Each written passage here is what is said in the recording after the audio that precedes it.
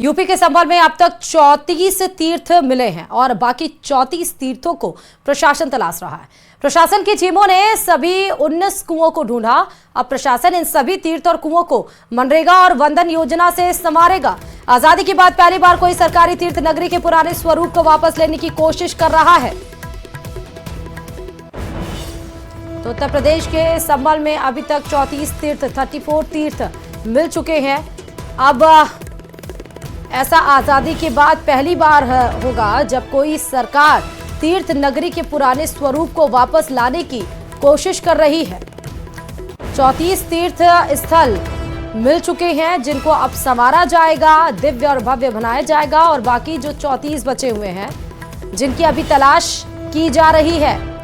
बड़ी खबर आपको बता रहे हैं, सर्वे में कितने ज्यादा चीजें मिली। पहले बावड़ी मिली, कई सारे कुएं मिले, बावड़ी की खुदाई की गई। उसके बाद अब बताया जा रहा है वो संख्या 34 पहुंच चुकी है और 34 बाकी अभी जो तीर्थ स्थल है उनकी तलाश की जा रही है। प्रशासन ने 19 कुएं खोदे हैं, मतलब मिले हैं। खोदने के बाद तीर्थ स्थलों को संवारा जाएगा। आजादी के बाद पहली बार ऐसा माना जा रहा है कि कोई ऐसी सरकार है, वो भी उत्तर प्रदेश की योगी आदित्यनाथ सरकार, जो तीर्थ नगरी के पुराने स्वरूप को वापस लाने की हर तरफ से कोशिश कर रही है।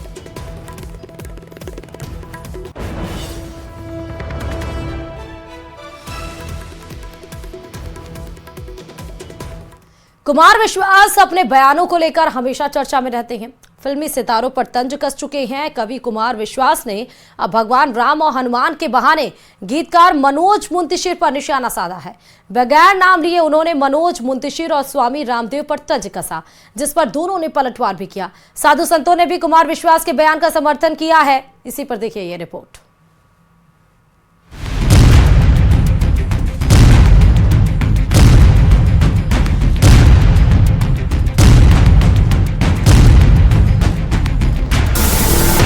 पहले सोनाक्षी सिन्हा की बारी कि आपके घर का नाम तो रामायण हो और आपके घर की श्री लक्ष्मी को कोई और उठा के ले जाए। फिर बाबा रामदेव पर तंज। मैंने उनका नमक खरीदा, व्रत का ऐसा अच्छा वो अपना प्रोडक्ट ऐसे बेचते हैं कि आप नहीं खरीदो तो सनातन धर्म से उसी दिन इस्तीफा। केजरीवाल पर भी साधा निशाना। मुझे पता था कि मित्र अगर दुर्योधन निकल जाए तो उसके रथ से उतर के भागो वरना कर्ण की तरह मारे जाओगे। सैफ करीना को भी नहीं छोड़ा। हीरोइन हम बनाएंगे, हीरो हम बनाएंगे और तुम्हारी तीसरी शादी से औलाद होगी तो उसका नाम तुम बाहर से आने वाले किसी आक्रमणकारी के नाम पर रख लोगे, ये चलेगा नहीं। अब कुमार विश्वास के निशाने पर मनोज मुंतशिर। कितने मूर्ख हैं, हनुमान जी से कैसी भाषा बुलवा दी और टीवी पे बहस और कर रहे हैं। कह रहे वो तो भक्त थे, भगवान थोड़ी थे। जिस मंच पर हिंदी के मशहूर कवि कुमार विश्वास कथावाचक बनकर राम के गुण गाते हैं, कुमार विश्वास का वही मंच अब विवादों का मंच बनता जा रहा है। पिछले कुछ दिनों से एक सिलसिला सा चल पड़ा है कि कुमार विश्वास कभी कवि सम्मेलन के मंच से तो कभी राम कथा के मंच से जानबूझकर ऐसे बयान दे रहे हैं जिन पर घमासान छिड़ जाता है। कुमार के विवादास्पद बयानों की कड़ी में सबसे ताजा बयान हिंदी गीतों के मशहूर गीतकार मनोज मुंतशिर पर आया है। कुमार विश्वास ने 2023 में आई फिल्म आदि पुरुष का जिक्र करते हुए फिल्म बनाने वाले पर तंज कसा। उन्होंने मनोज मुंतशिर का नाम लिए बगैर कहा कि कैसे मूर्ख लोग हैं ये, जिन्होंने हनुमान जी के मुंह से छपरियों की भाषा बुलवा दी। कितने मूर्ख हैं, हनुमान जी से कैसी भाषा बुलवा दी और टीवी पे बहस और कर रहे हैं। कह रहे वो तो भक्त थे, भगवान थोड़ी थे।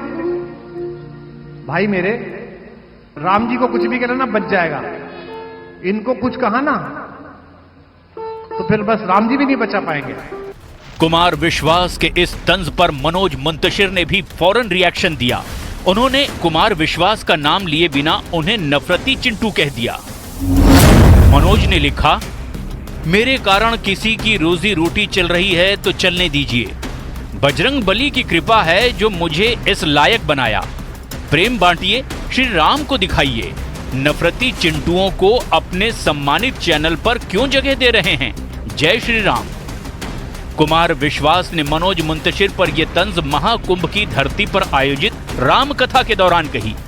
मनोज को निशाने पर लेने के बाद कुमार विश्वास ने देश के प्रधानमंत्री जवाहरलाल नेहरू पर भी नाम लिए बिना तंज कसा और कश्मीरी पंडितों के नरसंहार का जिक्र करते हुए राजनीति को धिक्कारा।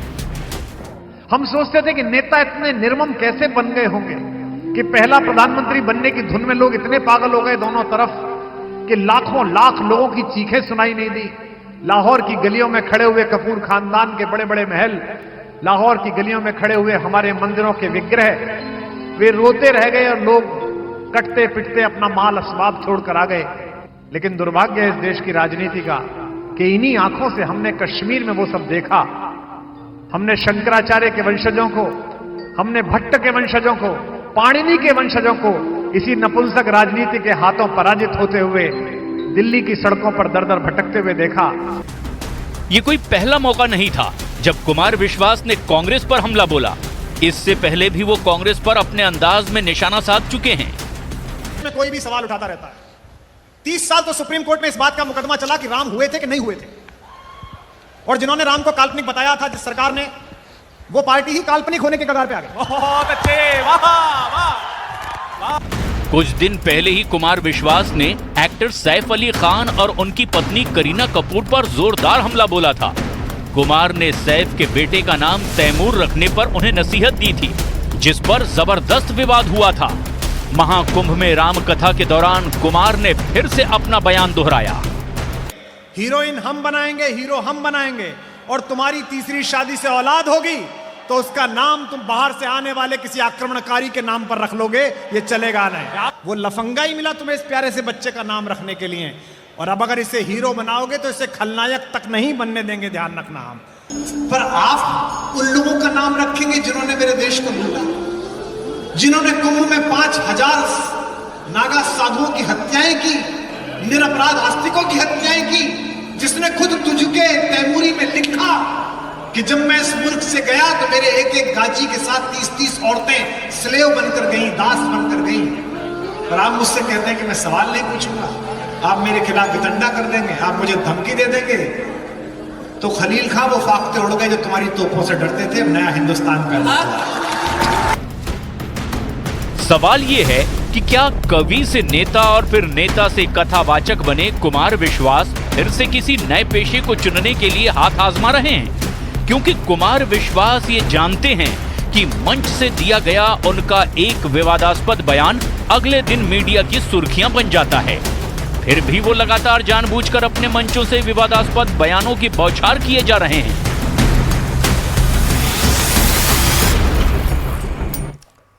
और इधर महाकुंभ मेले में पहुंचे सीएम योगी आदित्यनाथ ने बड़ा बयान दिया है। सीएम योगी ने कुंभ की जमीन पर वक्फ बोर्ड का दावा करने वालों को चेतावनी देते हुए कहा कि कुंभ की जमीन पर दावा ठोकने वालों की डेंटिंग पेंटिंग कर दी जाएगी। जो परंपरागत रूप से संगम में स्नान को आएंगे उनका स्वागत है। इस पहले एक इंटरव्यू में सीएम योगी ने कहा था कि कुंभ की जमीन पर दावा करने वाले अपनी खाल बचा ले तो गनीमत होगी। सीएम योगी ने कहा कि वक्फ भूमाफियाओं का बोर्ड है और कुंभ की जमीन हमेशा उपलब्ध रहेगी।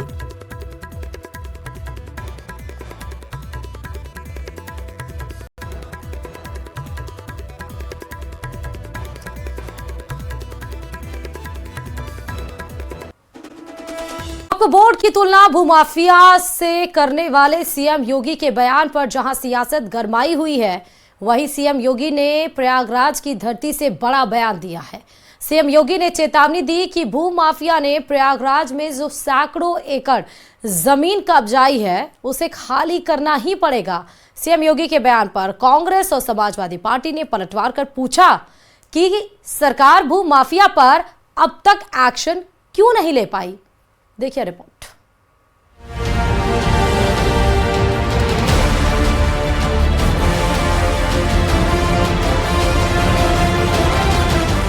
प्रयागराज में सीएम योगी 2 दिन के दौरे पर रहे और इस मौके पर सीएम योगी ने महाकुंभ से जुड़ी तमाम तैयारियों को परखा और अधिकारियों से फीडबैक लिया। साथ ही महाकुंभ की तैयारियों से जुड़े दिशा निर्देश भी अधिकारियों को दिए। सीएम योगी ने प्रयागराज की भूमि से एक बार फिर भूमाफिया पर बड़ा निशाना साधा। सीएम योगी ने चेतावनी दी कि प्रयागराज में भूमाफिया ने जो सैकड़ों एकड़ भूमि कब्जाई है उसे खाली करना ही पड़ेगा। सीएम योगी ने कहा, देर सवेर तो इसे खाली करना ही होगा। सैकड़ों एकड़ भूमि पे तमाम भूमाफियाओं ने कब्जा किया हुआ है और देर सवेर तो खाली होना ही है।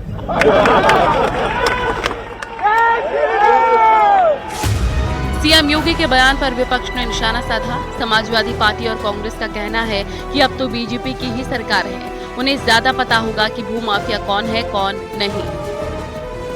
अगर कब्जे हैं कहीं पर तो मुख्यमंत्री योगी आदित्यनाथ जी तो बहुत कब्जे हटवाने में बहुत माहिर हैं। हमारी बड़ी बड़ी प्रॉपर्टीज वक्फ की उत्तर प्रदेश की सरकार के अंडर में है। मुख्यमंत्री जी पहली शुरुआत वहीं से कर लीजिए। वक्फ बोर्ड आपकी सरकार का बोर्ड है, मुसलमानों का बोर्ड नहीं है। योगी सरकार को 7 साल से ज़्यादा हो चुका है। उत्तर प्रदेश में लगातार भूमाफिया भूमि कब्जा रहे हैं और निरंतर ये प्रकरण पूरे उत्तर प्रदेश में चल रहा है। इस पर लगाम न सरकार के द्वारा लगाई जा पा रही है, न प्रशासन के द्वारा लगाई जा पा रही है। मुख्यमंत्री जी को खुद ये कहना पड़ा है।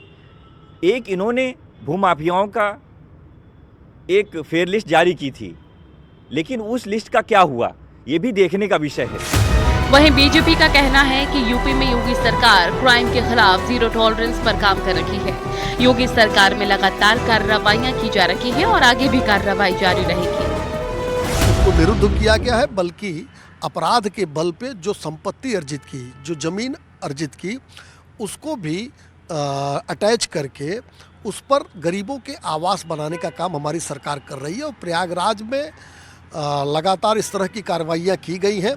आगे भी जो ज़मीन सामने आएगी कि किसी भूमाफिया की है, किसी अपराधी की है, काले धन से खरीदी गई है या अपराध के बल पे हथियाई गई है, तो निश्चित रूप से ऐसे अपराधियों माफियाओं की खैर नहीं हो उत्तर प्रदेश में। कुछ दिन पहले सीएम योगी ने वक्फ बोर्ड को लेकर भी बयान दिया था। उन्होंने कहा कि वक्फ बोर्ड है या भूमाफियाओं का बोर्ड है। योगी ने दावा किया कि जिस जमीन पर भी वक्फ के नाम पर कब्जा किया गया होगा, उस एक एक इंच जमीन को वापस लिया जाएगा और गरीबों के मकान बनाए जाएंगे। पहले वक्फ बोर्ड को लेकर सीएम योगी ने बयान दिया, उसके बाद प्रयागराज से भूमाफिया के खिलाफ एक्शन की बात कही, जिससे साफ है कि सरकार जल्दी ही भूमाफिया के खिलाफ बड़े एक्शन की तैयारी में है। न्यूज़ 18 के लिए bureau report.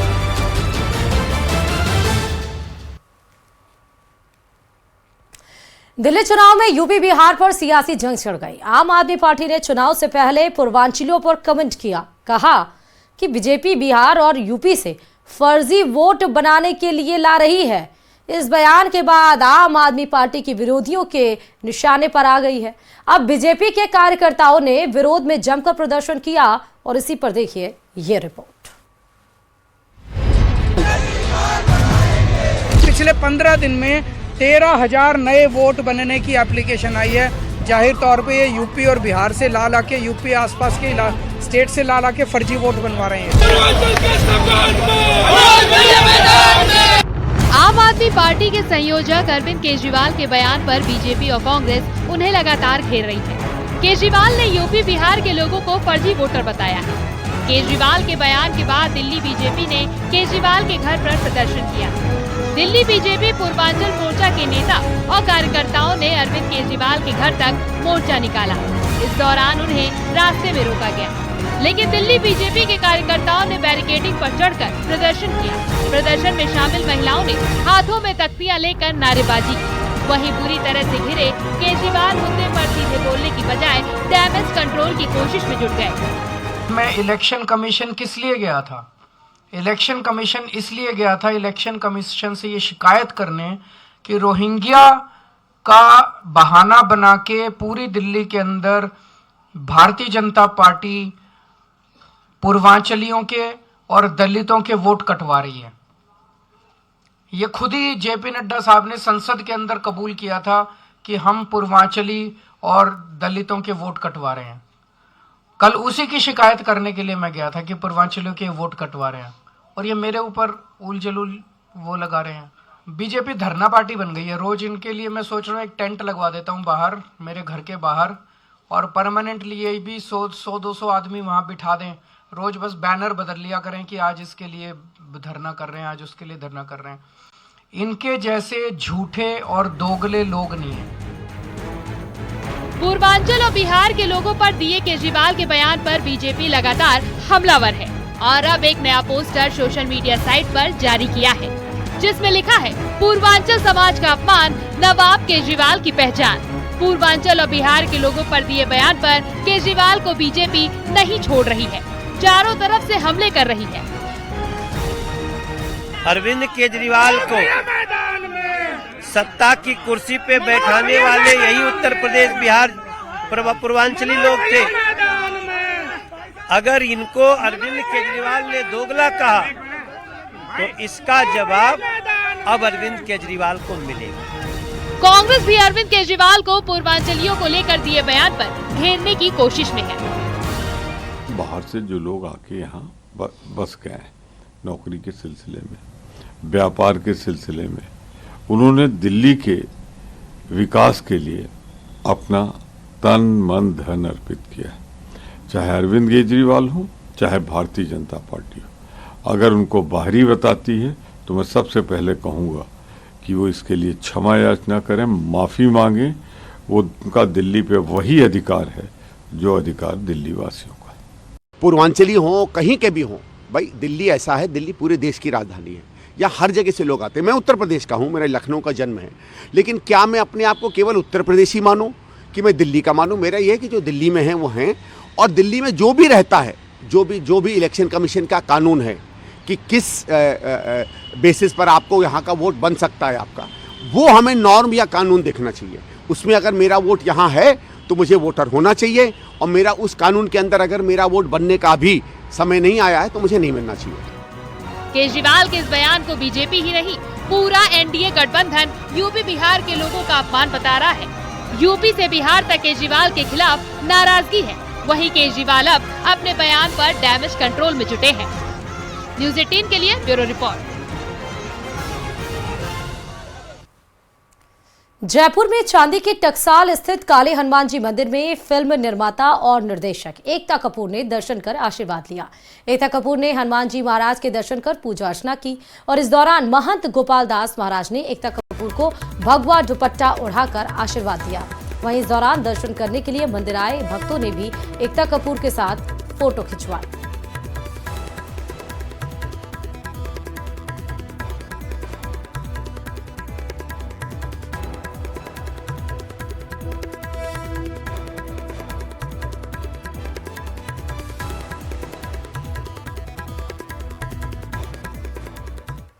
Cricketer Virat Kohli और अनुष्का शर्मा ने मथुरा में संत प्रेमानंद महाराज के दरबार में हाजिरी लगाई।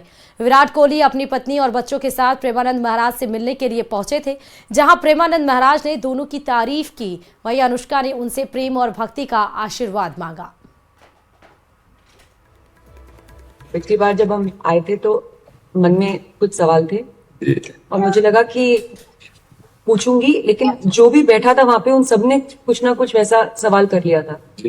और जब आपके पास आने का यहाँ पे हम बात कर रहे थे नमो जी से, और फिर मैं आपसे मन ही मन बात कर रही थी कि कुछ जो सवाल मेरे आ रहे थे। अगले दिन मैं एकांतिक वार्तालाप खोलती थी और कोई ना कोई वो सवाल पूछ रहा था। श्री जी हो व्यवस्था कर देती है। ये अपने अभ्यास में रहे और इनका यही भजन है कि अपने अभ्यास को पुष्ट करें। भले वो खेल है लेकिन पूरे भारत को आनंद प्राप्त होता है इनके विजयी होने पर। अगर हम कहीं किसी कारणवश, तो हमें अभ्यास की पुष्टता पर ध्यान देना चाहिए। हमारे अभ्यास में कमी नहीं होनी चाहिए और बीच बीच में नाम स्मरण कर लेना चाहिए। मुझे बस आप मुझे बस प्रेम भक्ति दे दो बस। हाँ, ये तो और ऊंची बात है। वो कह रहे थे कि मैं कहाँ फंस गई। मेरे को तो नहीं, बहुत बहादुर हैं ये लोग। नहीं, संसार का यह सम्मान प्राप्त होने पर ये भक्ति की तरफ मुड़ पाना बहुत कठिन होता है। बाबा हम दोनों बस। हाँ, और चले